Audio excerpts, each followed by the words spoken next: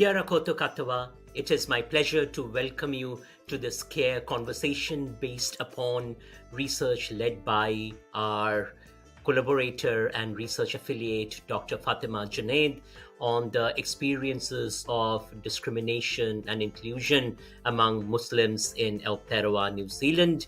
This is the first baseline study that is led by Muslims, funded by the Federation of Islamic Associations of New Zealand, and carried out by Dr. Junaid and her team. Over to you, Dr. Junaid. Thank you so much, Professor Mohan, and thank you for providing this platform to have this conversation.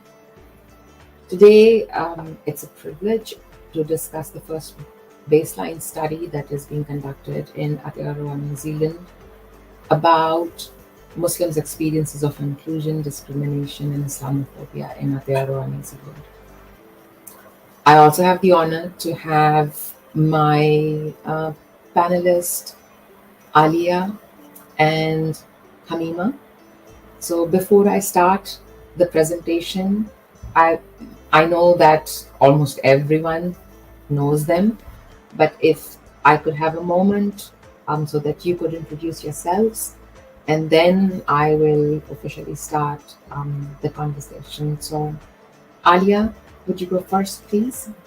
Thank you. Assalamu alaikum. I'm Aliyah Dansizen, and I'm the National Coordinator for the Islamic Women's Council, and have been engaged on this topic for more than 10 years. And so I'm really interested in the findings and looking for solutions. Thank you for having us. Thank you. Hamima? Mute. I'm the chair of the Sakina Community Trust, and I am just looking forward to hearing more about this study and having a korero on it, and discussing the impact and the experiences of Muslim women in New Zealand with regards to, crimes, hate crimes, and Islamophobia. Thank you. Assalamu alaikum, everyone. Bismillahirrahmanirrahim.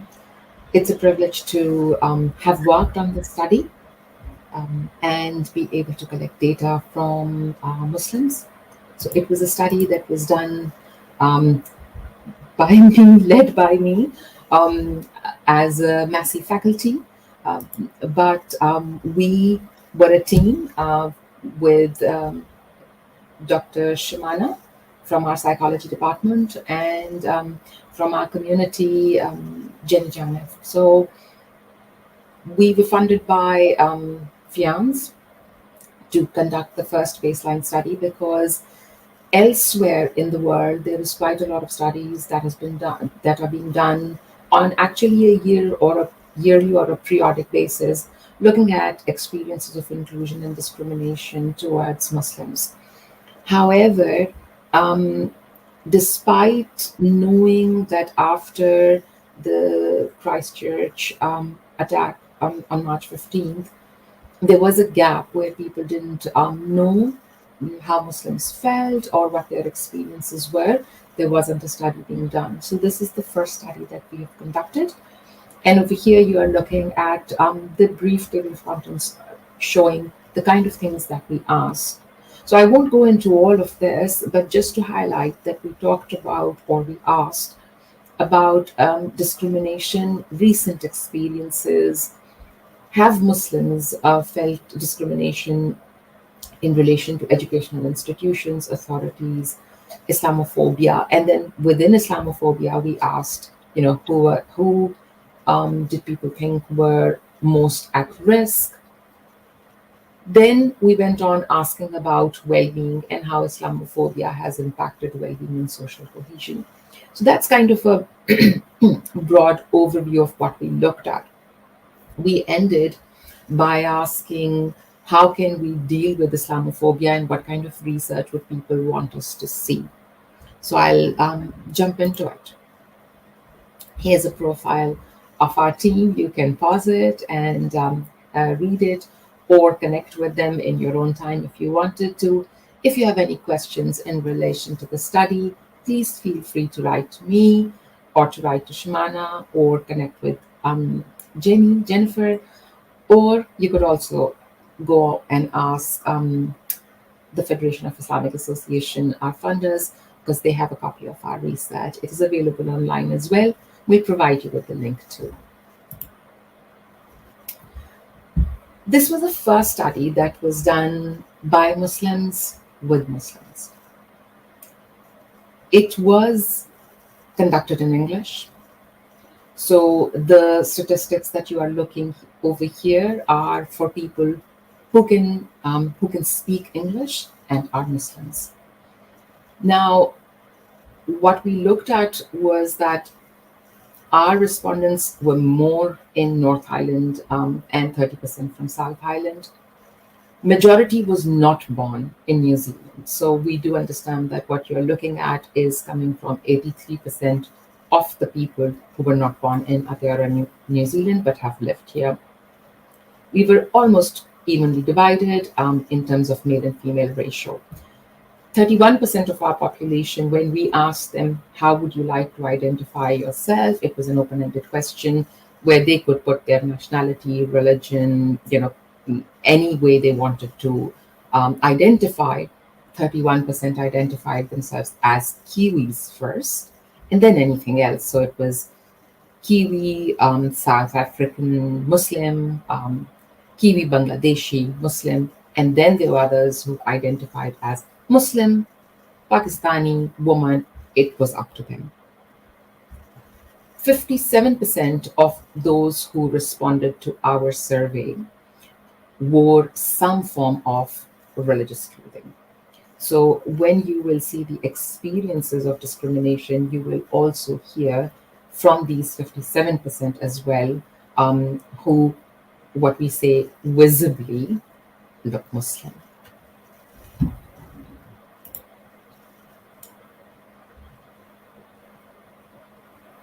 To be very honest, when I got the findings, although I had heard a lot, but because our sample was highly qualified in terms of education and also quite highly earning, our expectation was that from this sample of people, we won't get such a high rate of experiences of discrimination. So just putting it out there. Yet, 58% felt that their child or children have been discriminated at some point in their schools. More than 50% felt that others treated them as though they're not smart, or as if they're afraid of them, or acted as though they are better than the respondents. These findings were in some ways alarming for us because that's a very big number of people that we're talking about. We also found that 50% felt that they were treated with less respect and or courtesy and received poorer service than others. Sadly, as you can see, 42% experienced as though people treated them as if they are not honest. Now, this, you can go on into the detail and we can have those conversations probably a little bit in more depth as we go forward. But we found that discrimination and the experiences were quite complex. Muslims felt discrimination based on within communities, outside communities, within structures.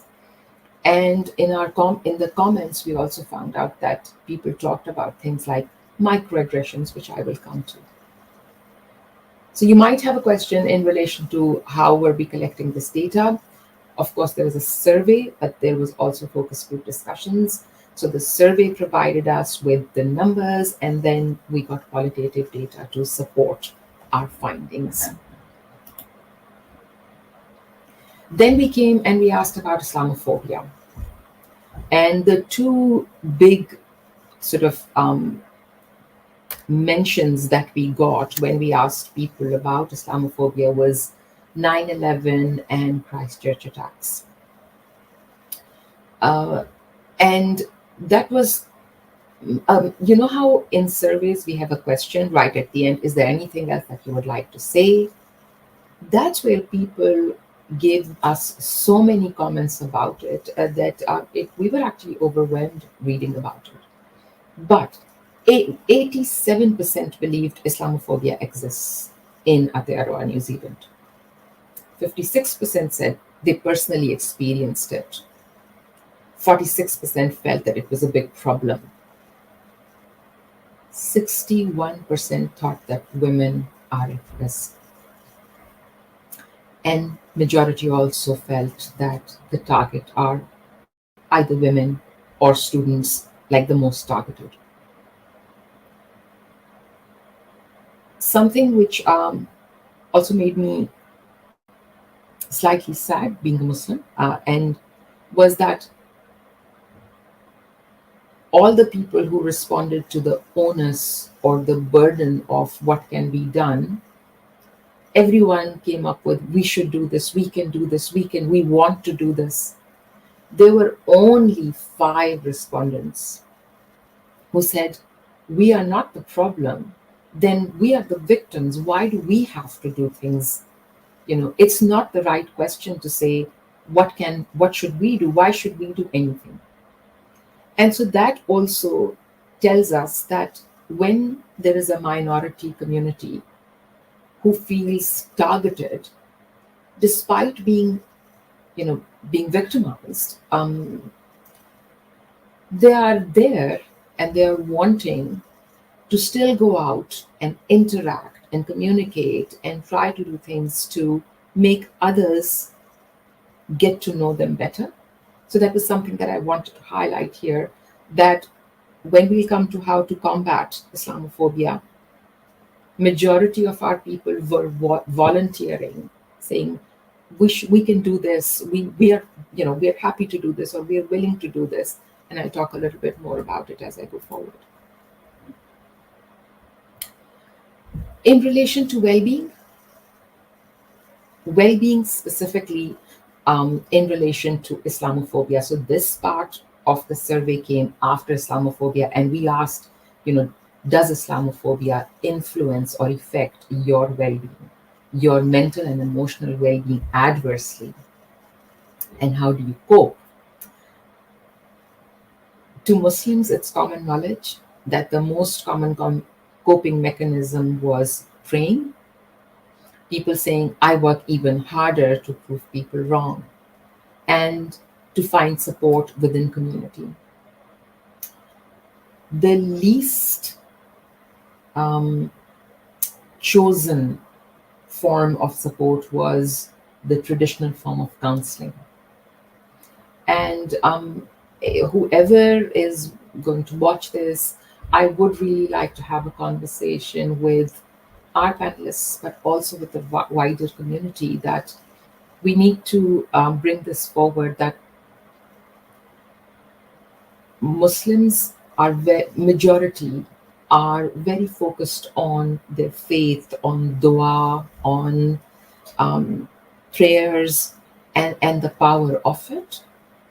And so the very individualistic kind of counseling that is often provided is not something that works for them. And the second least chosen coping mechanism was actually going to the authorities. So people felt that they wouldn't go to the authorities.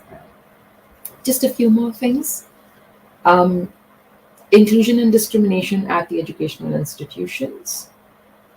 So 16 to 20%, it's encouraging fact that educational institutions are always inclusive. But 30 to 38%. And when we say 30 to 38%, there are different questions in relation to educational institutions and inclusivity. So 30 to 38% felt that they're only sometimes inclusive. And then there is between 9 to 15% who responded to questions of inclusion, and they felt that their children never felt included. So this also brings forward to the importance of having more inclusive places for all, because children have a right to feel that they're a part of the classroom that they are sitting in and the kids that they're sitting with.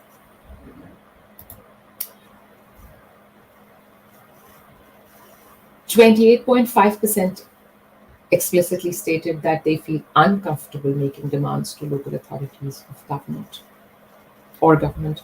There are different parts in this, going to the police, going to other authorities. You can unpack that if you are not interested in this. But this I thought was important to highlight, that even though some might say, well, it's only a quarter of the population, but I would like to say this, that it's the quarter of the population who knows, who can speak English, who are employed, who are making quite substantial amount of money, and who are, from a Western perspective, qualified, academically qualified.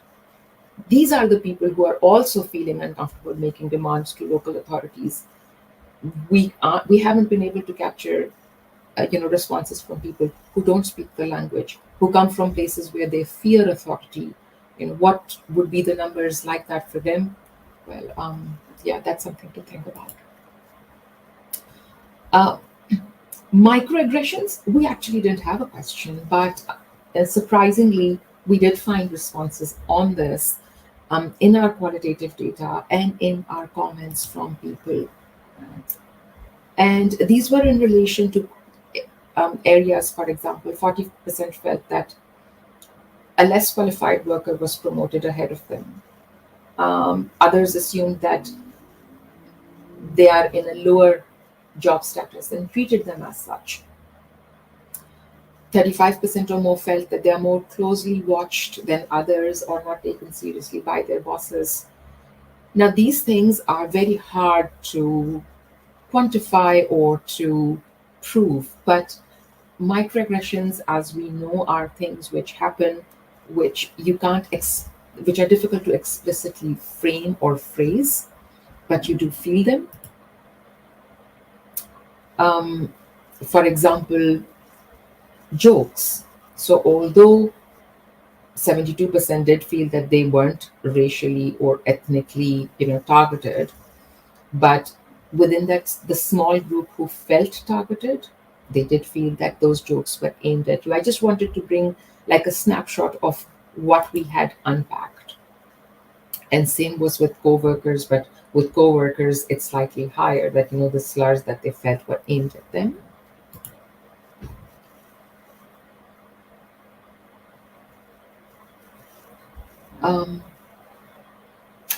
I took a pause because even though I have read the first line many times myself, every time I read it, it makes me pause for a moment, that 87.3% believe that Islamophobia exists in Aotearoa, and 46% explicitly think that it's a big problem. 61% thought that women are at risk, and 56% had personally experienced Islamophobia.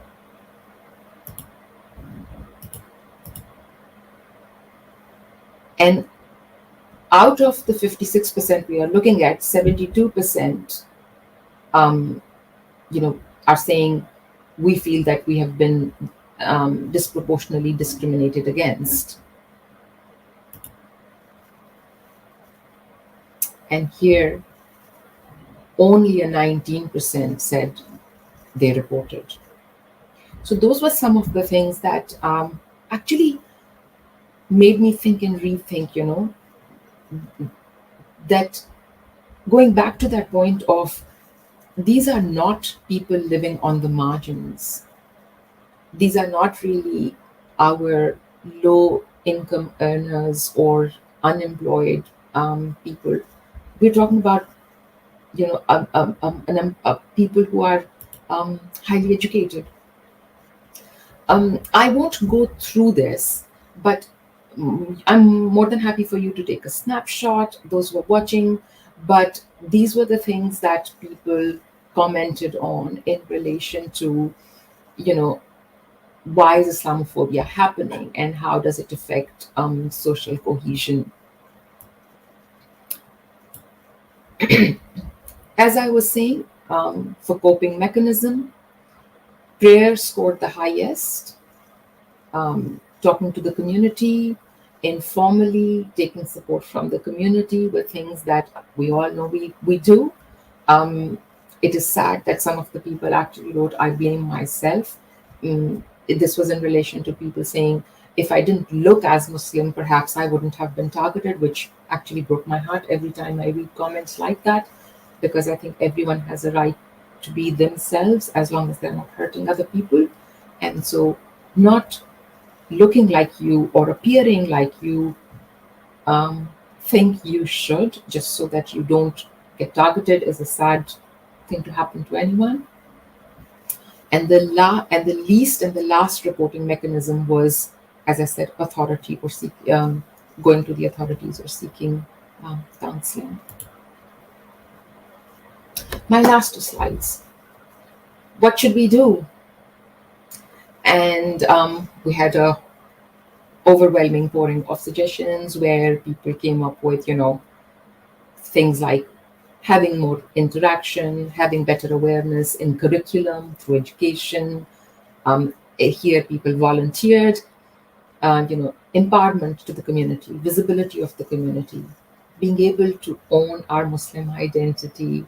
But one of the things, our community is never shy in telling us also what to do. And there was also these comments about we need more leadership. We need, our mosques to be stronger, to be better supported, but then also to play their role. So just saying that,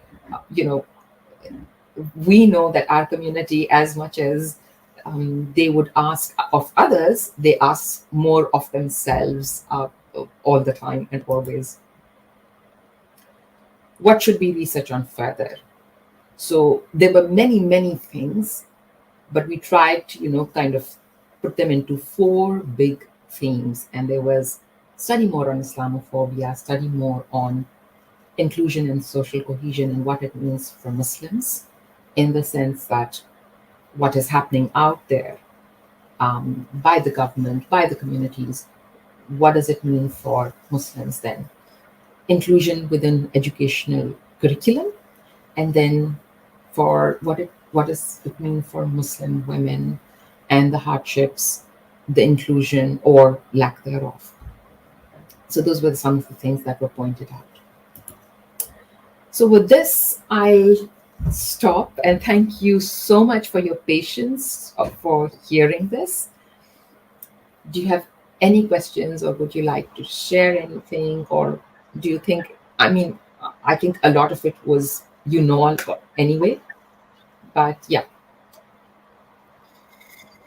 The one thing that I noted, and it's so true with our community, is we take on that responsibility of Islamophobia like it's ours to own, when in fact, if we're going to have a massive change, we're only 1% of the population. And if we're going to get a change and we're going to stop this, we're going to need the average New Zealander to step into it. And actually, I talk about flipping the mirror so that they understand where the responsibility is. Often people talk about, we'll make the Muslim community more resilient. But you can see just from your statistics how resilient we are. If you have people who are achieving in their careers, feeling this and seeing this experience and having this experience, how resilient our community actually is. And we need to put in systems that don't require us to be more resilient, than we already are, and to get rid of the issues that are causing the harm. And your report really, in each of those spaces, steps in. And as you said, these are highly educated, very involved people. So these numbers, if we take it across the people who you weren't able to reach because of language or because of skill or time, because they're working 3 jobs, it's going to be even worse, the statistics, I'm quite confident. And as a result, we need a whole lot of people to get into this besides just our own community, bearing the brunt and the burden. And it's just not what New Zealand is about. And I think that, prior to March 15th, so many people said we aren't aware. We weren't aware. So, after, right, immediately after the attacks, we weren't aware this was going on. Well, the nation is aware now. So the questions that we need to be asking is, what are we as a nation going to be doing about it? And why would we just expect it to be the responsibility of one small community when it's impacting the development and quality of the nation? So thank you for the research. It's very, very much needed and very important. And for our own community to understand as well, because we did not have statistics. You always feel like it's there and it's there, but how high? Now it's, as you said, a baseline that will help us to go forward from. So thank you.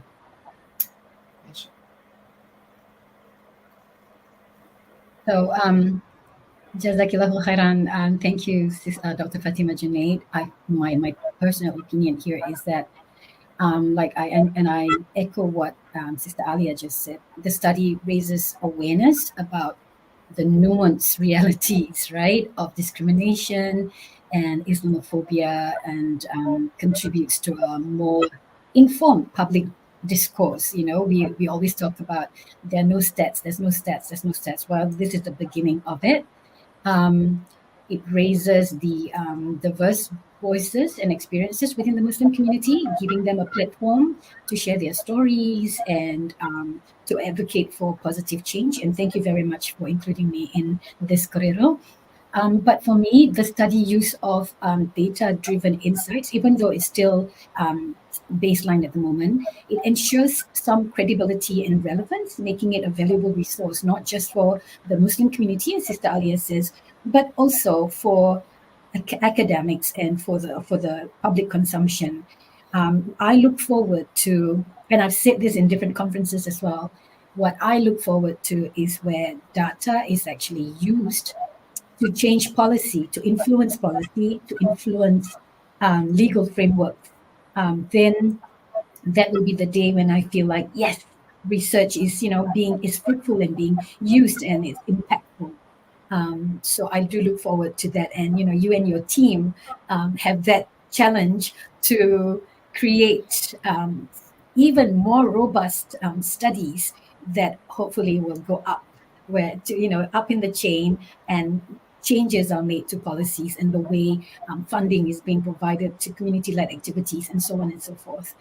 And having said that, I my work with Sakina Community Trust and with Unity Week, and this last was our 3rd year, and we are already starting to prepare for Unity Week 2025, and it's July, and we feel like it's very late now. It started out like that. It began with, it's why is this our responsibility? But then the thought that came to us was, if not us, then who, right? I so agree with you. Our faith is that mechanism that helps us, that drives us to achieve the resilience that we have, the patience, and and even while we are patient and we are suffering and healing, to empathize with others, right? To be compassionate. That's the fundamental teaching of the religion, the mechanism that help us to heal seemingly fast, but are comparatively fast or relatively fast when people compare us with other incidences and victims of other incidences. But it is time for us to also then start sharing a little bit of that strategy towards resilience, right, with the others. And I feel that we have that responsibility to show and lead the way and harness that, that aroha, that compassion that we witnessed, immediately after March 15, not just in New Zealand but also internationally. I attended a conference in Pittsburgh by the synagogue, the members of the Tree of Life synagogue. They were attacked just 3 months before us. And they were looking to us, I went there and they were all looking to us in how we respond to March 15. And that was very heartening to me.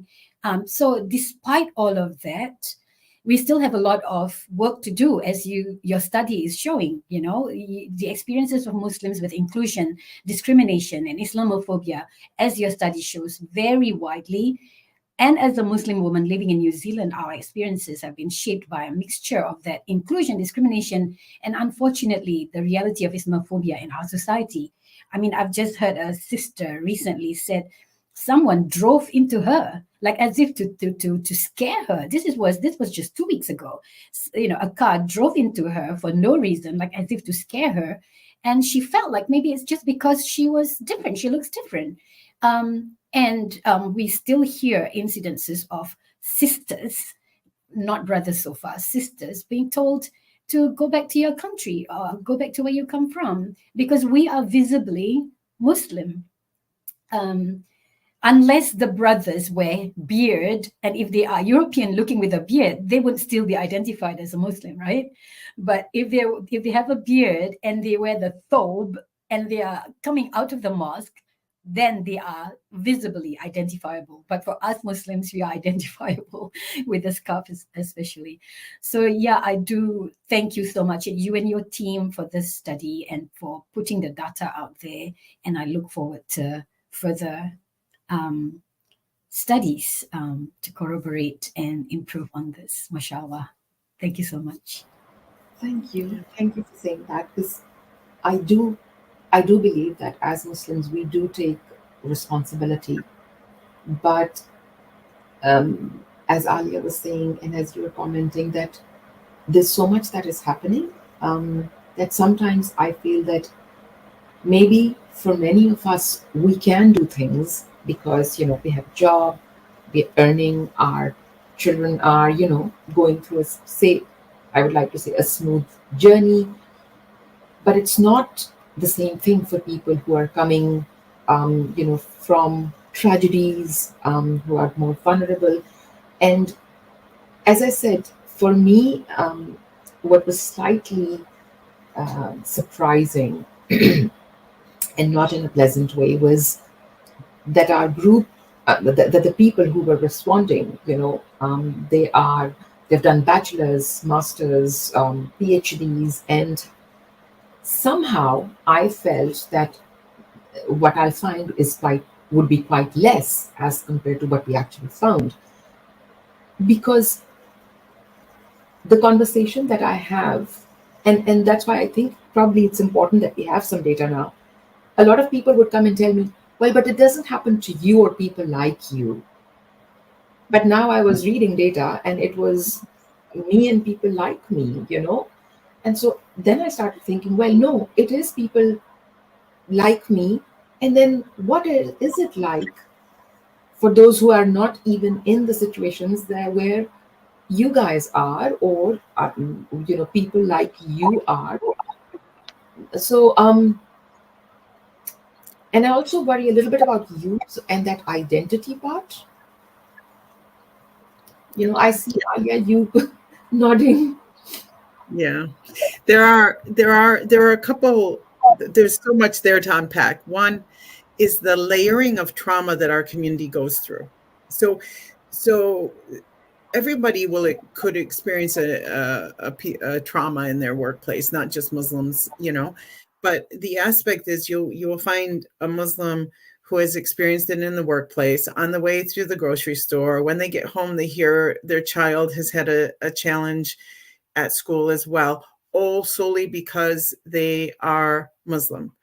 And the other part of it is the community that you have around you. If you've experienced a challenge in your workplace or with the school system, the likelihood the average New Zealander, their child will not be experiencing it, or your peer group. But in our case, we're all experiencing it, and it carries over. And as a result of that layered trauma consistently, it has an impact on both how we react and even the emotions that will transfer to our children and the experiences. And children will be looking for solutions. And at times they will think, well, it would be easier if I don't, do you know what I mean?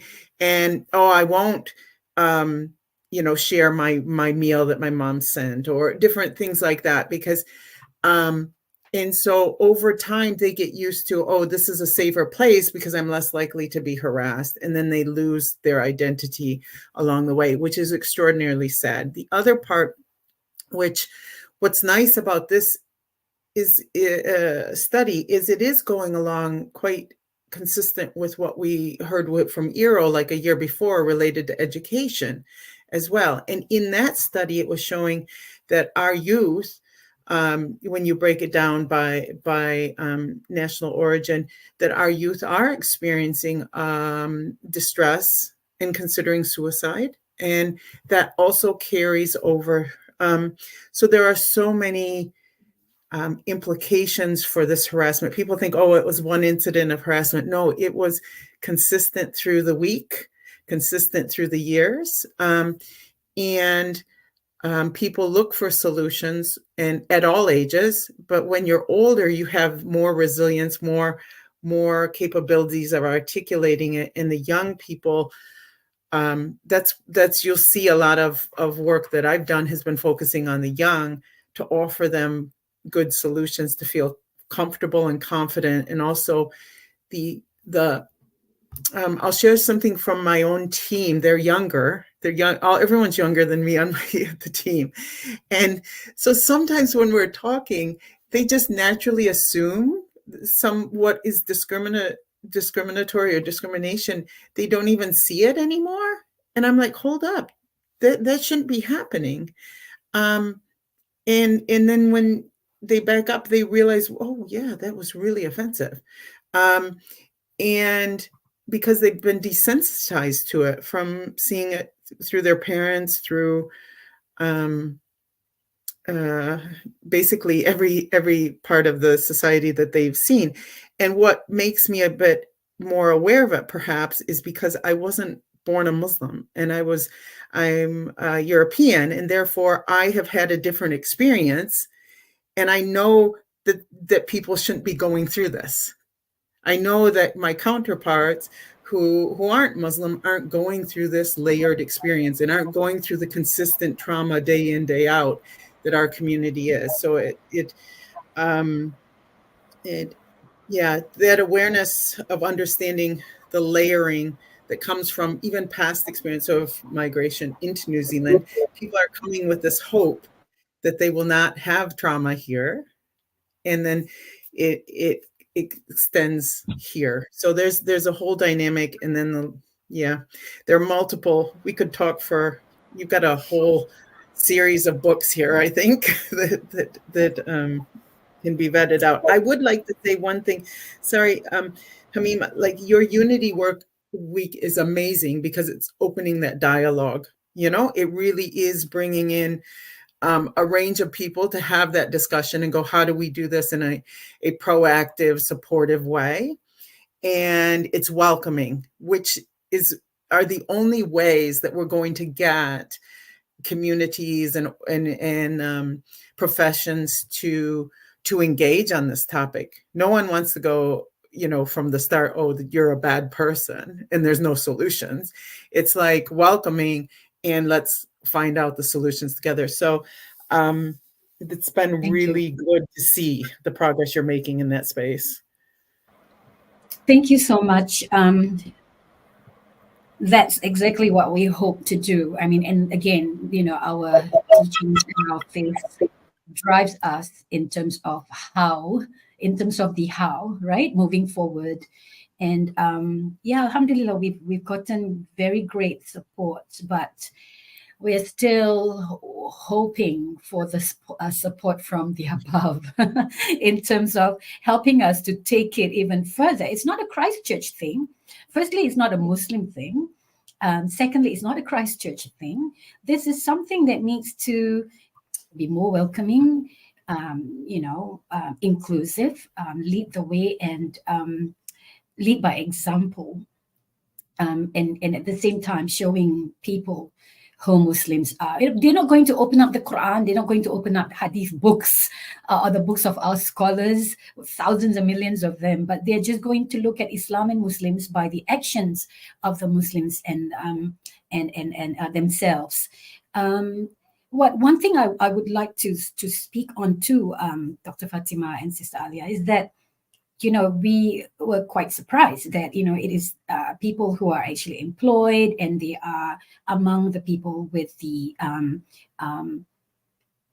what research would term higher education, and hence we see when I was trying to analyze the data results, we see the experiences, the recounts are very employment related still in 2024. That's very disheartening. Thank you. I'll comment on both the comments. When Alia, you were talking about discrimination and people or youth not even picking it up as discrimination. If we unpack this report, we see that people are talking, when they talk about discrimination, the extent or the severity is less. When they talk about Islamophobia, it's more. It's almost, it gets you thinking, are they not thinking Islamophobia is discrimination? But actually, they are not thinking Islamophobia is discrimination, probably, because otherwise, the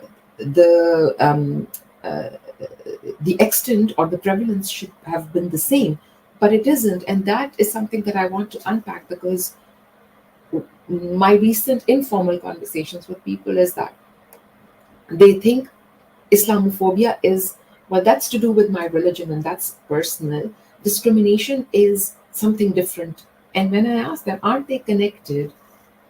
Sometimes people think of it that, like somebody commented to me and said, well, if you didn't look as they see as people coming from the South Asian background, and if your name weren't so Muslim, Fatma, things might have been different. They were giving me an example.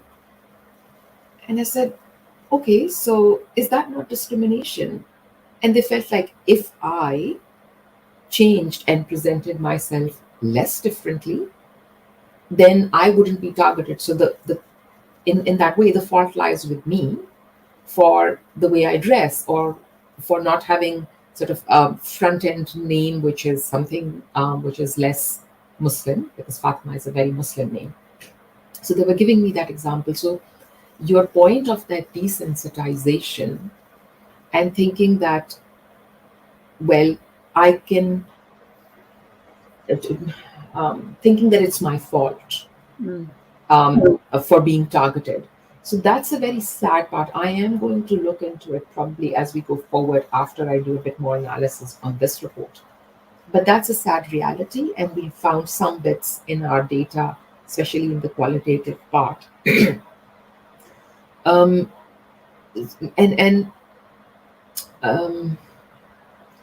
think the point that we are very few, and there is only so much that we can do.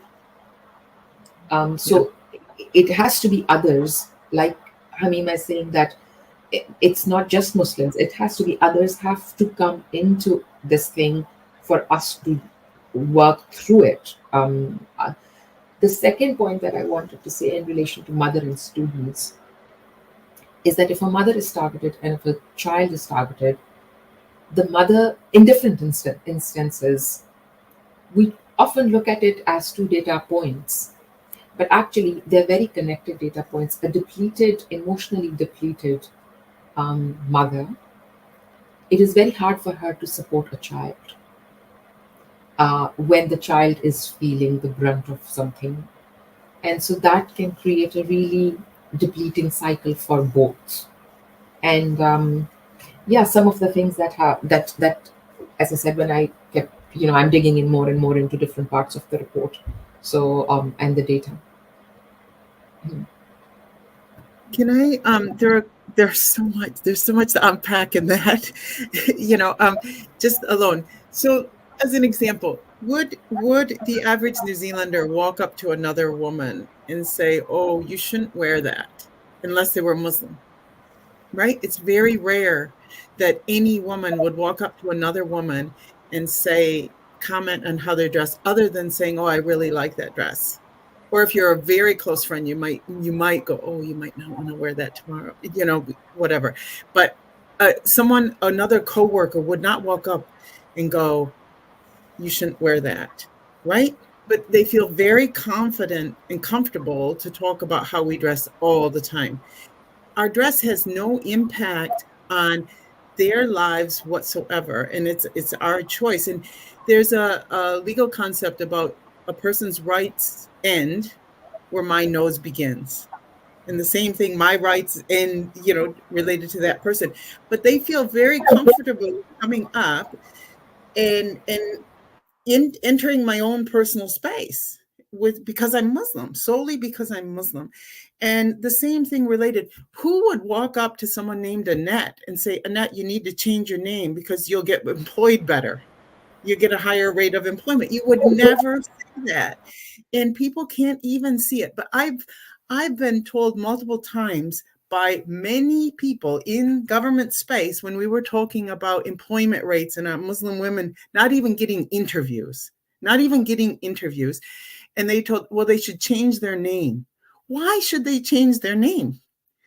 And I'll give an example of someone highly educated who doesn't wear hijab, moved to New Zealand with very high qualifications, applied for 160 jobs where there's a shortage in the industry, and only got 4 interviews.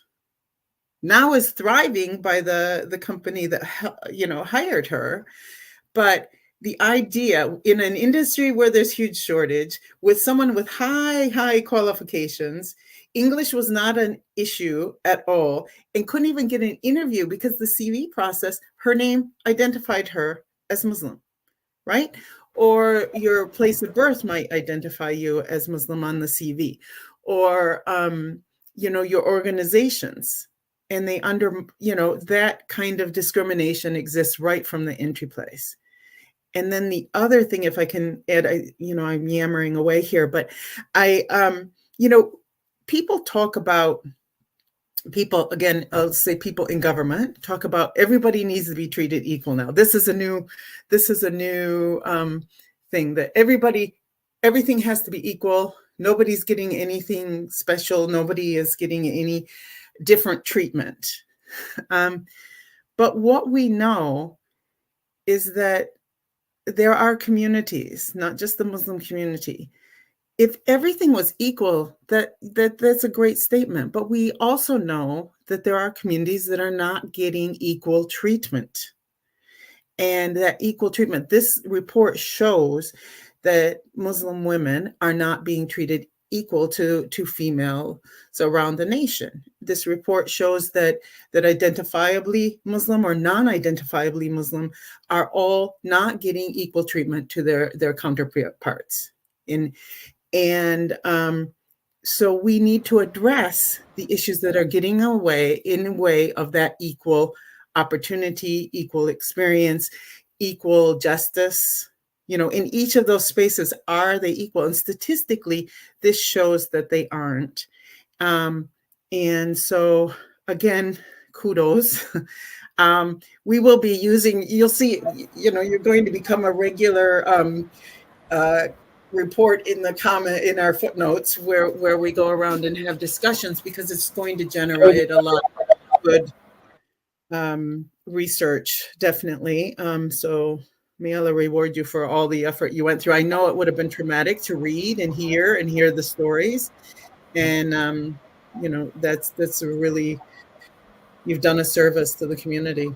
Definitely. Alhamdulillah, thank you. Adding just a comment to what you were saying. By the way, if you need any, sort of data mined about any of the things, very happy to provide that. We did a little casual experiment just to see. There was a statement that, if a girl is going, if a teenager or a 20, early 20s girl is going to a party and she's wearing a little skirt and it's winter, and is it suitable for me as a mother to say, hey, it's really cold, don't you think you should wear something warmer because the skirt is really short and you're going to feel very cold, and if your shoulders are bare, they're virals, so do you want to sort of cover yourself a little bit more? And is it okay for me to say to even someone who's who's someone's child's classmate, not a friend, classmate? And there was like, of course not. You are not her mother. You are not her relative. And she's not even your daughter's friend. No. And so then we changed it and we said, could we say to a colleague if she were going? And they said, no, why are you saying that? So then we flipped it and we said, if someone's wearing an abaya and a hijab, and someone, the most common thing that we have seen in writing is people come up to me and say, do you really have to wear it? Aren't you feeling very hot? And so someone said, but that's out of concern. And I said, well, how was the concern in the previous case study different from this one? It was cold. Someone was in a very skimpy dress. It is cold. They're generally going to feel cold. And there was just silence. And we said, okay, probably somewhere down the line, we're going to do some of these experiments to see, can people, like you're saying, flip the mirror? Can they see this reality that going up to people and saying, do you wear it by choice?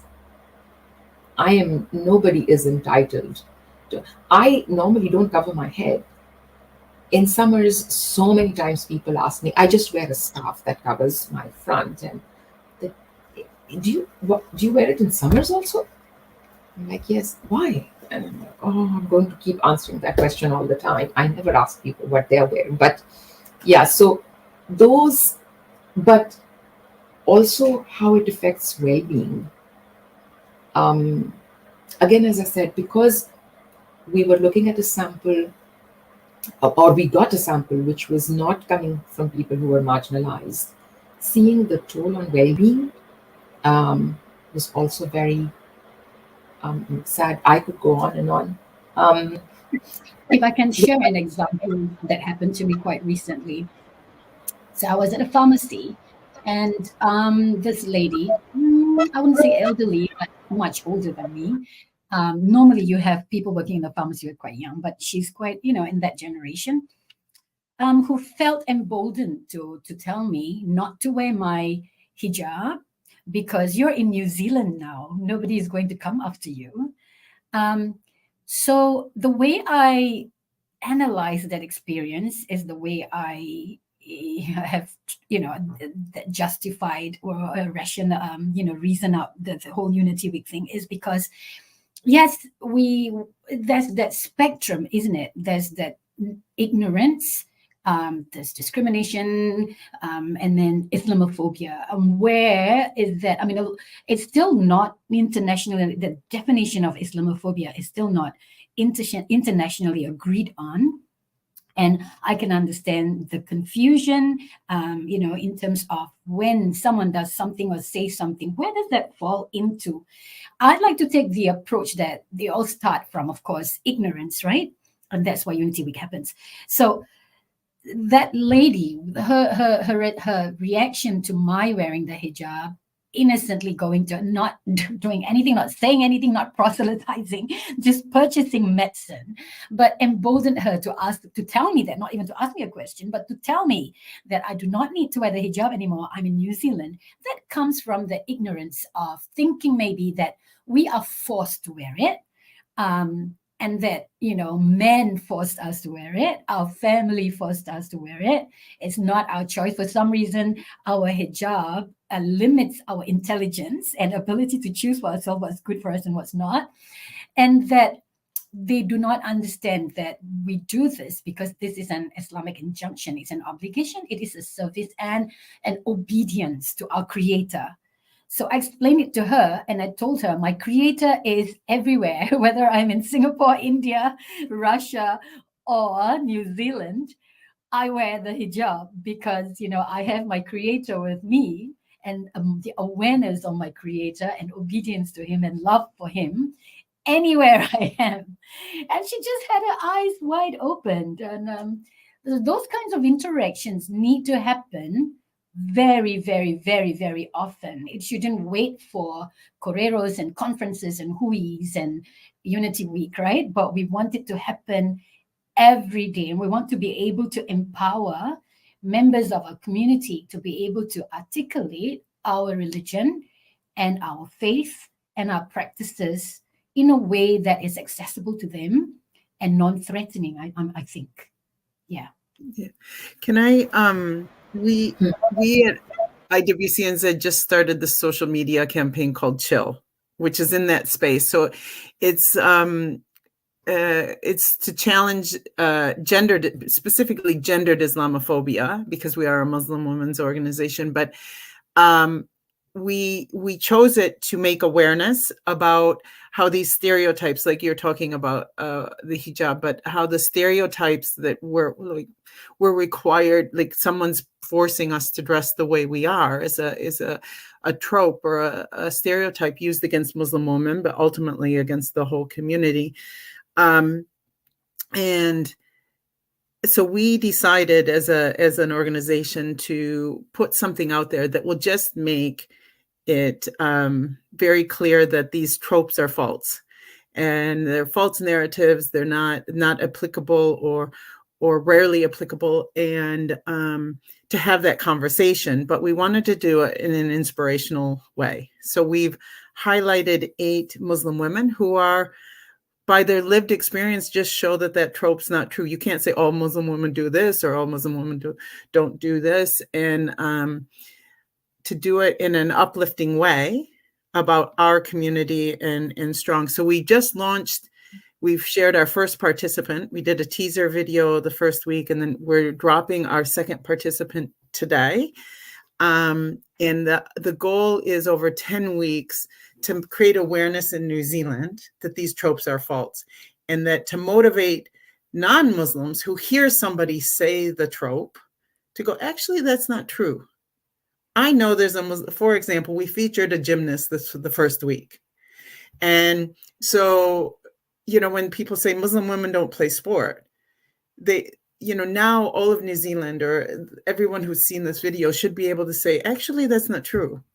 And, there's a gymnast who's represented New Zealand in international competitions and who's Muslim. And that idea was to inspire. It has many, many layers to the campaign. Like, we wanted to motivate our community to share their stories more and their successes, to engage on media and know how to do a social media campaign. So we have women working on that, but also to address those gendered Islamophobic stereotypes that are impacting us daily. And it's been really positive.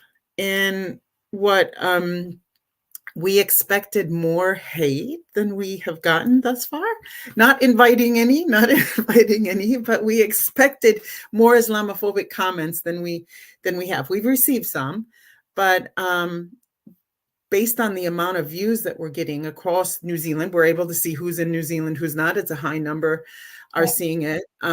We're not in any way, we've had less than 10 in 2 weeks of comments of negative, but there've been were thousands of positive comments and motivational, and people sharing it. And those are the kinds of solutions that I think every organization, it can't just be Sakina Trust doing everything. It can't be IWCNZ doing everything. And it shouldn't be just the Islamic organizations doing everything, or the Muslim researchers alone. And sometime we can talk about capacity of our community, because we have a strange dynamic just demographically compared to the average New Zealand. So we have less capacity because we don't have elders, basically, and we have a lot more young people. So yeah, we're looking for positive solutions. So anyone who has any positive solutions that they think might work, I think all of us are open ears to hearing it, but also I think other communities, not just the Muslim community, need to think about those solutions too. And so Chill was generated to generate conversation, to see what people are thinking, but also the awareness is the big issue. So, and I know. Yeah, sorry. Go ahead. Go ahead. That's really amazing, because like, I would love to say great minds think alike, because we were doing that. We were starting something like that, and we which all of us are doing this voluntarily. We don't have time to communicate with each other, but I would love to have ICW and Z come on board as well.